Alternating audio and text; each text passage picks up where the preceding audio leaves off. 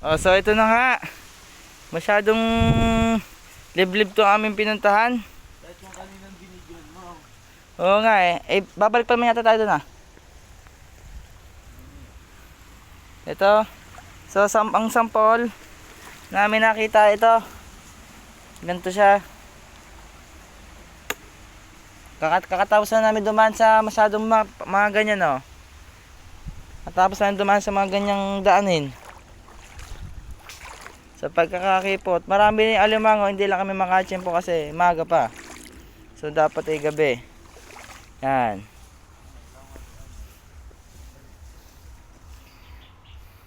Masyadong nakakatakot kasi puro gat namin dadaanan. Yun, kita yung madilim na yun, doon kami galing. So dire-diretso kami. Lublub lang din pa ah. So parang ilog siya. Hirap din ang nagalawan din eh. Mapuntahan lang itong sinasabi. Op, ano kaya to? Op. Oh, so wala siyang laman.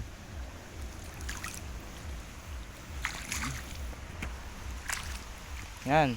Mamaya parang kami papasok sa parang ganito. Yan. Parang papasok kami mga ganyan. Mas nakipot pa dyan. Mamaya madilim doon. So wala naman siyang linta, kaya wala naman siya dapat pag-alalahanan. Yan. Yan, sa ganito ay merong alimango. Hindi namin masurvey kung ano baga. Yan. So sila na doon ha. Ay. Ha? Nauna na tayo.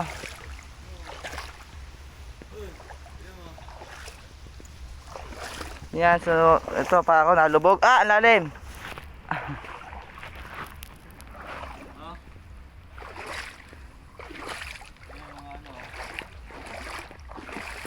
Bad trip. May meron na pinagbakasan ng paa. Oo nga.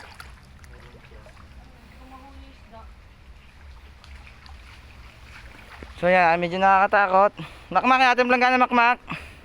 So ito. Lalang na siya. Ha? Ano yan? Ha? Yan, ito. Ito, may mga bunga pa siya oh. Hindi mo maintindihan kung ano bunga. Ayan. Ba to? Oo. Nasyal yan. Ay, umang. Oo. Yan, may umang. May umang kami nakita. Ating ilagay sa ano? Sa ating planggana. Oh, ayan oh. Ano bang pagkain nun? Yan, so ganyan ang proseso. Kinakay kayo ng gulok.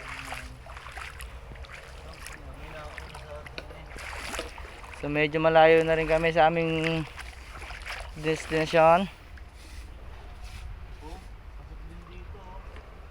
Ano, patay na isda oh. Ayan.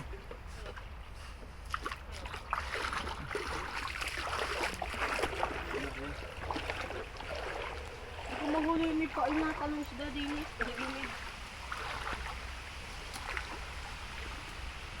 Ano kakapay mo dyan?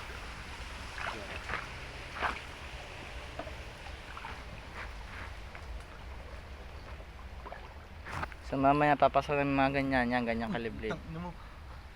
Ang sino mo pa? Sagang. Yan, medyo malayo pa yung lalakbayin. Ayan no. Yan, may bunga siyang ganyan. Ano kaya yan? Pero kinaniniktok to eh. Sasa daw to, sasa. Yan. Ha? Yan, sasa. Isda. Tama, dahil isda sa ganito pare.